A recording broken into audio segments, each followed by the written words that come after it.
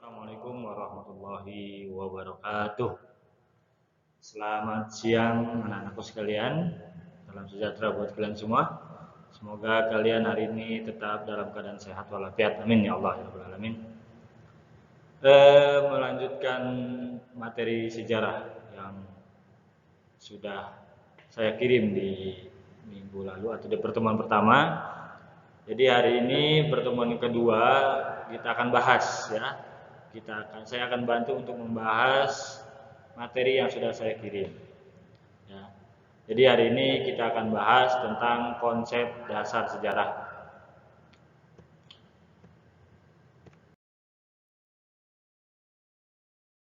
Membahas satu persatu ataupun secara rinci tentang apa itu konsep dasar sejarah. Di sini ada beberapa kompetensi dasar atau materi yang akan kita bahas nanti ya. Yang pertama nanti kita akan bahas tentang memahami konsep dasar sejarah itu sendiri. Yang kedua kita akan membahas tentang berpikir kronologis. Yang ketiga kita akan bahas tentang berpikir diakronik. Dan yang keempat kita akan bahas tentang berpikir sinkronik, ruang dan waktu, dan yang terakhir perubahan dan berkelanjutan. Itu beberapa kompetensi dasar kita hari ini. Nah, sebelum masuk ke pembahasan satu persatu, ini ada beberapa tujuan dari pembelajaran sejarah kita kali ini. Yang pertama, nanti diharapkan kalian itu bisa memahami konsep dasar sejarah itu sendiri.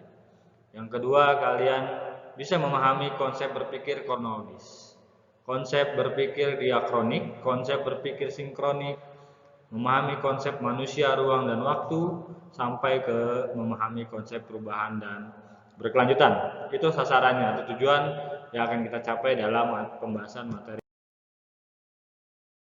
Oke, kita langsung masuk ke materi inti, yaitu secara umum ya.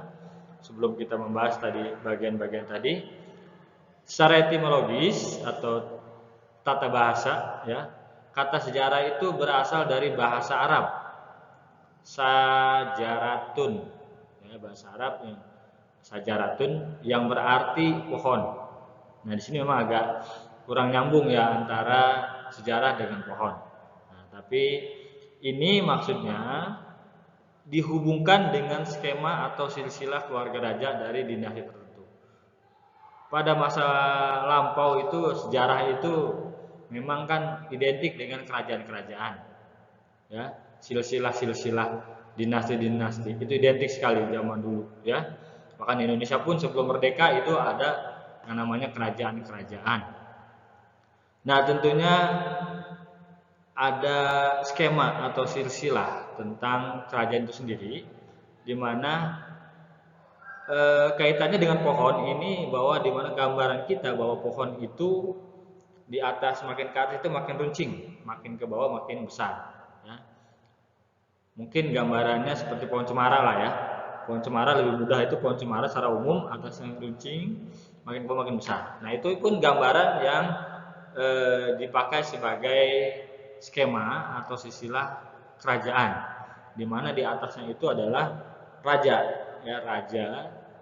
Makin ke bawah dia punya putra, putranya punya putra lagi, cucunya. Makin ke bawah makin besar lagi, berkeluarga. Akhirnya membentuk sebuah bagan yang besar, kecil dari atas ke bawah makin besar. Nah, itu gambaran itu juga sebagai gambaran pohon, sebuah pohon secara umum ya. Dimana pohon itu kan nggak ada yang di atasnya besar, makin bawah makin kecil, nggak ada. Pohon itu pasti di atas makin ke atas, makin tinggi itu makin pasti makin runcing. Seperti pohon cemara lah gambaran yang lebih gampang ya. Saya harap kalian sudah bisa menangkap tentang gambaran itu. Nah, dalam bahasa Indonesia tentunya arti sajaratun itu adalah silsilah atau keturunan. Ini sangat tepat ya.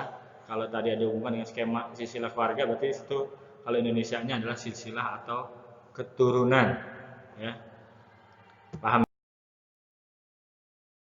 Adapun pengertian yang kedua, yaitu dalam Kamus Besar Bahasa Indonesia atau KBBI, definisi sejarah itu ada beberapa. Di sini saya ambil 3 definisi sejarah dari Kamus Besar Bahasa Indonesia. Yang pertama, bahwa sejarah itu adalah asal-usul, keturunan atau silsilah. ya, sama seperti tadi. Yang kedua, peristiwa yang benar-benar terjadi pada masa lampau, peristiwa riwayat tambuk itu pada masa lampau yang sudah terjadi. Yang ketiga, pengetahuan atau uraian tentang kejadian atau peristiwa yang benar-benar terjadi pada masa lampau, peristiwanya, ceritanya, pokoknya berkaitan dengan masa lampau, ya. Sejarah itu mengajak kita berpikir sebuah peristiwa atau kejadian di masa lampau, ya, masa yang sudah lewat. Jadi kita bukan berarti nggak mau move on, ya. Jadi masa-masa lalu kita lah, masa lalu kalian. Sekarang kalian ini sudah kelas 10, ya, siswa SMK. Tentunya sebelum SMK kalian adalah siswa SMP. Begitupun kalau kalian sebelum SMP pasti kalian harus sekolah dulu di sekolah dasar. Sebelum sekolah dasar biasanya ada juga ya taman kanak-kanak atau PAUD atau TK, ya kan? Nah itulah sisilah namanya. Nggak ada yang ujuk-ujuk atau kalian lahir langsung masuk jadi siswa SMK, nggak ada. Ya. Semua dari kecil, besar sampai dewasa, sampai tua. Gitu. Jadi itulah yang disebut dengan silsilah. Riwayat, ya. Kejadian-kejadian masa lampau seperti itu. Jadi secara umum sejarah itu semua diri kita tuh punya sejarah secara pribadi. Tapi yang kita pelajari sekarang adalah sejarah secara umum, ya. Pengertian sejarah secara umum. Paham ya? Kita langsung masuk lagi ke pengertian sejarah menurut beberapa tokoh, ya. Nanti dari sini kita bisa menangkap apa sih secara umum garis besar sejarah itu. Yang pertama dari Ibnu Khaldun tahun 1332 sampai 1406. Ya. Beliau mencatat bahwa sejarah itu adalah sebuah catatan tentang manusia dan peradabannya, serta seluruh proses perubahan secara nyata dengan segala sebab akibatnya. Jadi catatan tentang manusia dan peradabannya, seluruh proses perubahannya dari kecil, besar, sampai tua, dengan segala sebab akibatnya, kenapa dia berubah, kenapa dia terjadi perubahan, itu dicatat oleh Ibnu Khaldun. Nah, itu catatan itulah yang disebut dengan sejarah menurut Ibnu Khaldun, ya. Jadi semacam diary kita, ya, kejadian-kejadian kita, setiap perubahan itu dicatat. Nah, itulah sejarah. Yang kedua menurut R.Z. Collingwood tahun 1889 sampai 1943. Beliau menyatakan bahwa penyelidikan tentang hal-hal yang telah dilakukan manusia pada masa lampau adalah sejarah. Jadi khusus kepada penyelidikan tentang hal-hal yang telah dilakukan manusia pada masa lampau. Jadi di sini intinya pada masa lampau semua, ya, tentang manusia, perubahan, ya kan? Itu. Selanjutnya yang ketiga itu dari Raden Muhammad Ali. Nah, dia definisinya ada 3 di sini menurut dia. Yang pertama, keseluruhan perubahan, kejadian, peristiwa, dan kenyataan yang memang benar-benar terjadi di sekitar kita. Jadi ada perubahan, dicatat, kejadian-kejadian per hari bahkan per menit, per jam, ya. Peristiwa dan kenyataan yang memang benar-benar terjadi di sekitar kita itu dicatat. Itu namanya sejarah. Terus cerita tentang perubahan itu sendiri, ya, dan catatannya diceritakan. Sejarah itu dulu kita kecil lahir kita jadi bayi, dari bayi kita 5 tahun, 4 tahun, 5 tahun kita masuk TK, ya, PAUD, setelah itu kita 6 tahun masuk sekolah dasar, itu kan catatan perubahan. Ya, enggak selamanya kita TK, enggak selamanya kita SDN gitu. Sampai sekarang kalian sudah SMK, ya. Yang ketiga, ilmu yang menyelidiki tentang perubahan pada masa lampau. Jadi ada ilmu khusus yang menyelidiki tentang itu menurut Muhammad Ali. Jadi ada ilmunya, ada ceritanya, ada memang faktanya atau kenyataannya benar-benar terjadi. Semuanya itu terjadi pada masa lalu. Saya yakin kalian semua itu punya masa lalu, baik itu yang menyenangkan ataupun yang kurang menyenangkan atau tidak menyenangkan, ya. Biasanya yang menyenangkan itu yang diingat-ingat, itu, ya. Itu sejarah.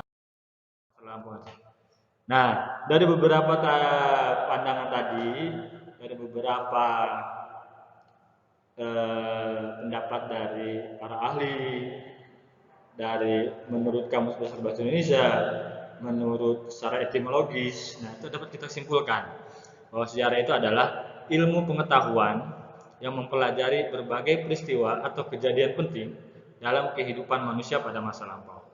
Di sini ada 3 catatan penting. Yang pertama yaitu peristiwa atau kejadian penting. Baca ada peristiwanya dulu, ya kejadiannya. Ada manusianya, dan itu masa lampau. Sejarah. Di 3 kata kunci sejarah itu adalah peristiwa atau kejadian penting. Yang kedua manusianya, ya sebagai subjeknya, sebagai pelakunya, dan pada masa lampau. Itu 3 kata kunci sejarah. Ya. Kejadian penting dalam kehidupan manusia yang akan datang, itu bukan sejarah, karena bukan masa lampau, itu yang akan datang. Begitupun misalkan kejadian seseorang, ya sekarang itu belum jadi sejarah. Yang dikatakan sejarah adalah itu pada intinya pada masa lampau. Jadi sekali lagi kesimpulannya ada 3 kata kunci: peristiwa atau kejadian, yang kedua manusia, yang ketiga itu masa lampau, ya. Itu kata kunci pengertian dari sejarah secara umum. Nah, itu pengertian sejarah tadi sudah kita bahas semua, ya kalian sudah paham apa itu sejarah, ya. Dari beberapa ahli sejarah, ya, pendapat dari beberapa ahli sampai kepada kesimpulan. Sekarang kita langsung masuk ke poin kedua yang tentang menjelaskan berpikir kronologis, ya. Apa itu berpikir kronologis?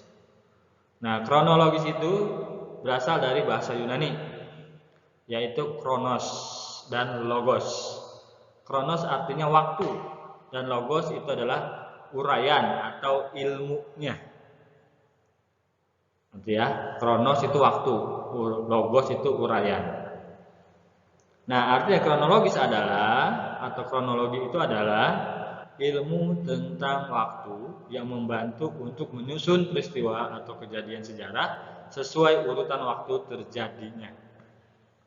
Ilmu tentang waktu yang membantu manusia ataupun seseorang untuk menyusun peristiwa atau kejadian sejarah sesuai urutan waktu terjadinya. Ya, bisa aja dari misalkan sesuai urutan waktu terjadinya. Tahun lahir kalian misalkan rata-rata kita lahir tahun 2000 misalkan. 2001 kita baik, 2002 kita baik. 2005 kita masuk TK. 2006 kita masuk SD, ya kan? 2009 mungkin kita lulus masuk SMP. Nah, itulah urutan waktu itu.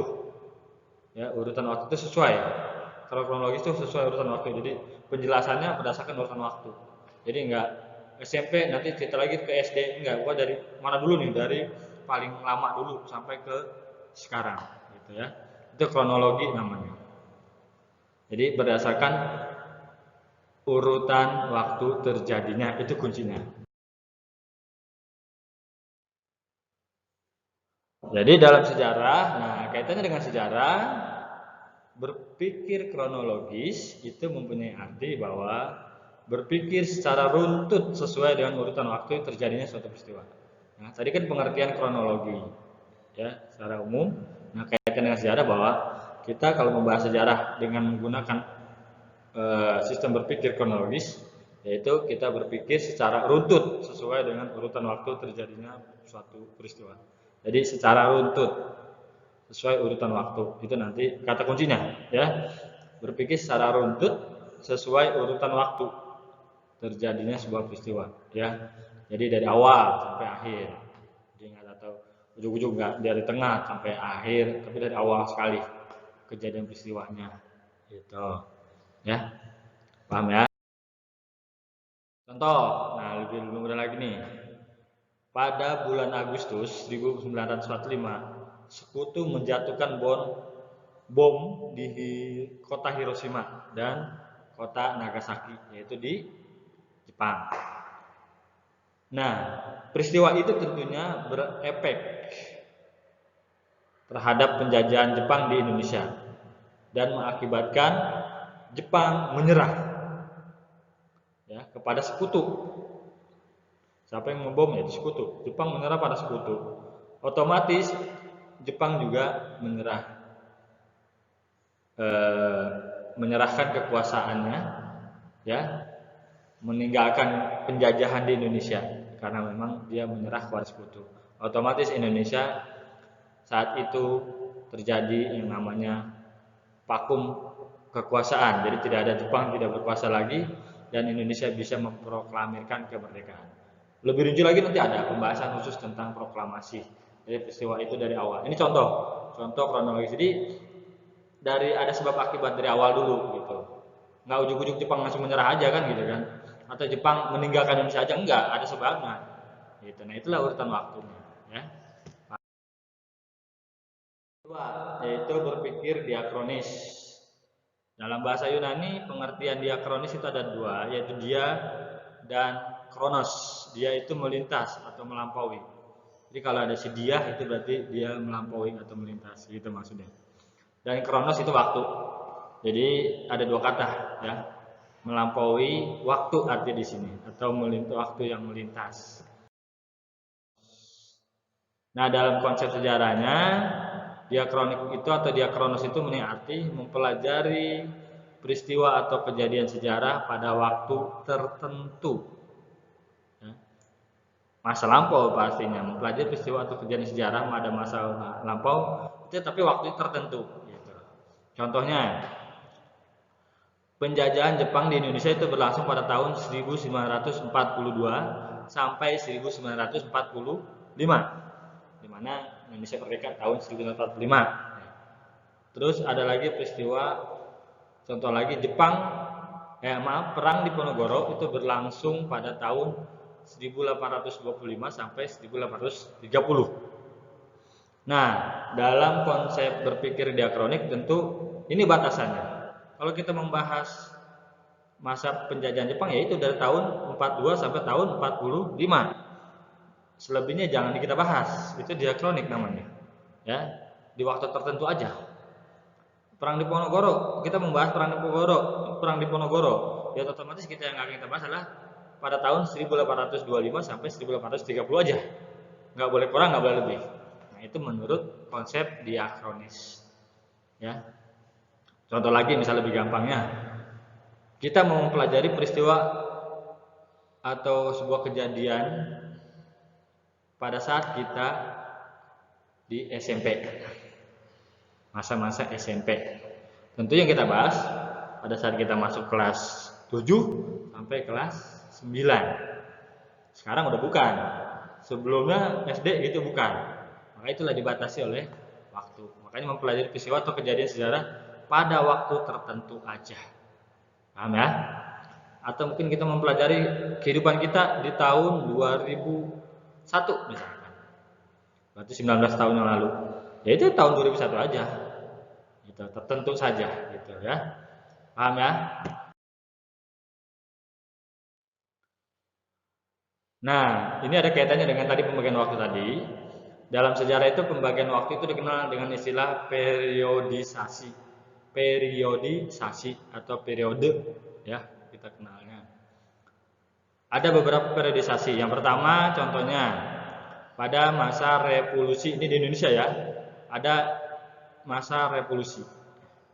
Itu perang, ya, revolusi itu perang. Terus setelah itu ada yang disebut dengan masa Orde Lama, yaitu pemerintahan Soekarno. Awal-awal terbentuknya pemerintahan Soekarno, itu disebut dengan Orde Lama.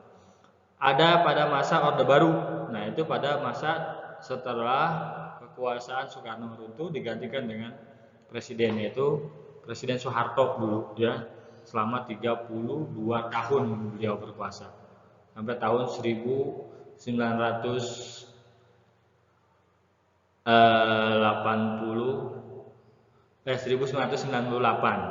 yang kerusuhan itu. Nah, itu batasan Orde Baru. Nah, setelah itu 98 sampai sekarang itu disebutnya reformasi. Ya.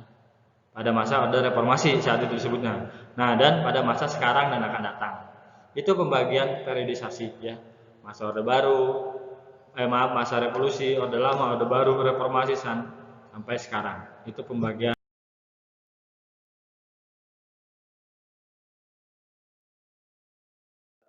Mudah menangkapnya pada masa pemerintahan Orde Lama, yaitu tahun 45 sampai 1965. Itu masa Presiden Soekarno, ya. Dia 45 sampai 65.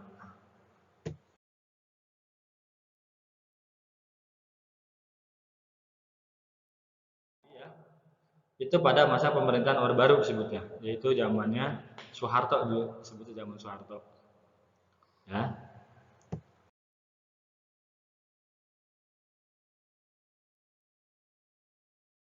98. Runtuhnya Soeharto itu 32 tahun. Runtuh tahun 98 sampai sekarang, ya. Ini Jokowi sekarang, ini Jokowi belum ini ya. Itu pada masa dari Soeharto itu digantikan oleh Habibie saat itu sebagai wakil presiden.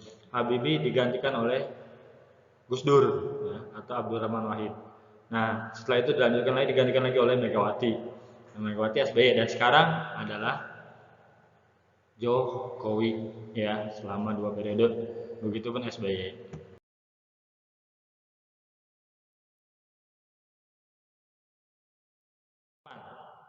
Karena di 2 tahun lagi apa?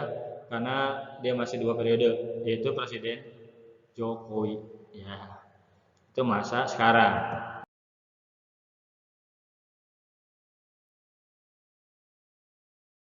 Datang, kita nggak tahu ya.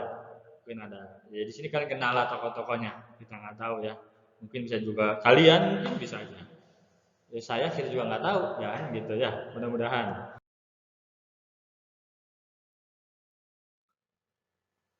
Berpikir kronologis sudah, berpikir diakronis sudah. Yang ketiga yaitu berpikir sinkronik atau sinkronis.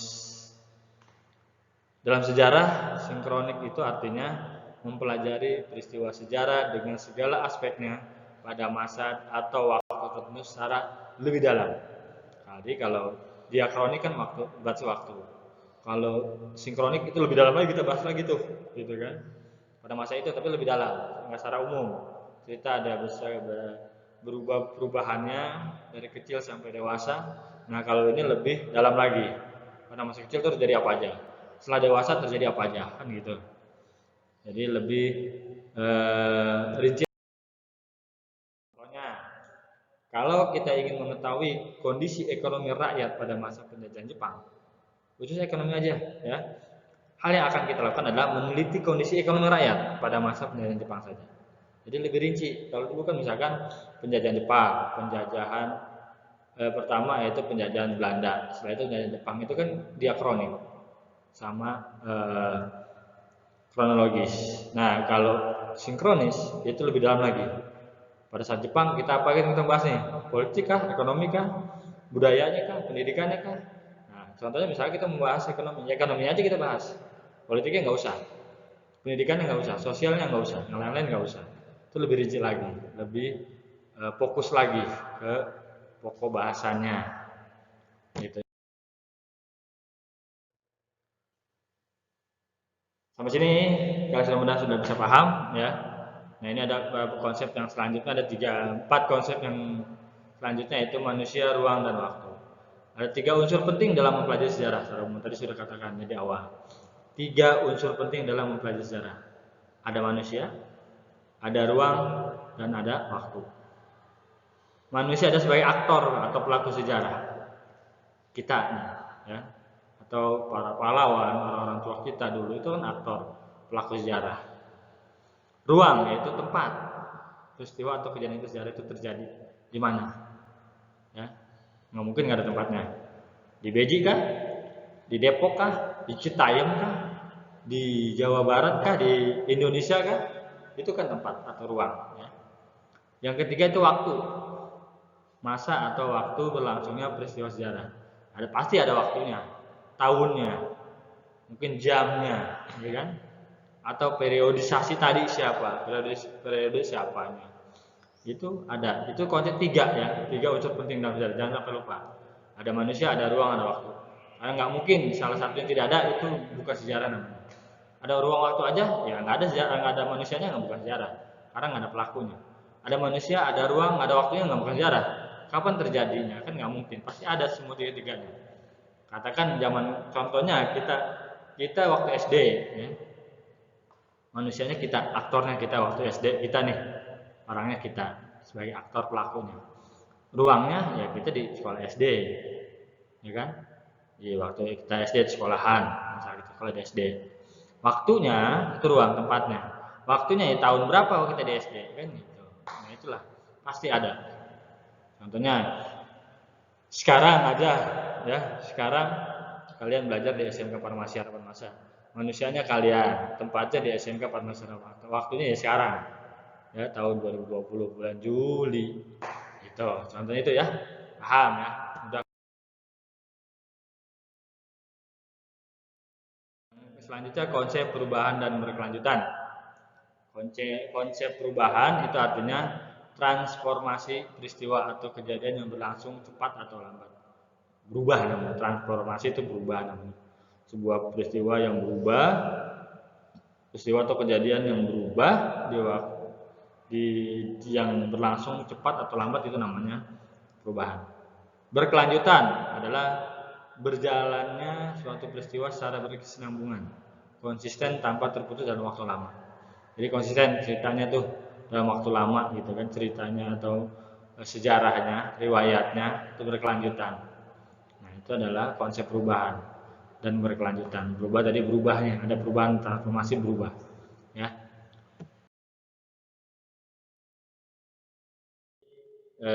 Untuk materi ini kita cukupkan. Berarti sekali lagi tadi kita sudah membahas tentang beberapa konsep berpikir mengenai sejarah, ya. Pengertian sejarah itu sendiri, konsep-konsep berpikir kronologis, diakronis sampai sinkronis, ruang waktu, ya, unsur-unsur terpenting dalam sejarah itu sudah bahas. Jadi bab 1 ini sesuai yang sama seperti yang kalian dapati di minggu lalu. Ini hanya menambah untuk penjelasan aja biar kalian lebih mudah untuk mempelajarinya, gitu kan ya. Jadi karena memang sebetulnya dengan cara pembelajaran jarak jauh seperti ini memang dibutuhkan tantangan, ya. Saya kasih materi tanpa penjelasan juga kalian juga mungkin bisa membaca, memahami, mengerti tapi belum tentu memahami lebih jauh, ya. Ini mudah-mudahan ini bisa membantu kalian untuk bisa lebih cepat memahami, mendalami materinya, ya. Mudah-mudahan video ini bermanfaat untuk kalian, ya. Nanti mungkin kita akan usaha seperti itu, ya. Setiap kali kasih materi, nanti kalian baca-baca, nanti kita ada waktu kita jelaskan lagi, saya jelaskan lagi seperti ini mungkin, ya. Jadi untuk hari ini saya cukupkan, ya. Lagi kita berharap di kondisi seperti ini kalian tetap semangat, tetap jaga kesehatan, ya. Itu yang terpenting biar semua kegiatan kita tetap bisa berjalan dengan baik, ya. Apa yang menjadi hak kalian, apa yang menjadi kebutuhan kalian, kewajiban kami juga bisa terpenuhi sesuai dengan yang sudah diatur, ya. Dari saya cukup sekian, mohon maaf kalau ada kekurangan. Assalamualaikum warahmatullahi wabarakatuh. Selamat siang.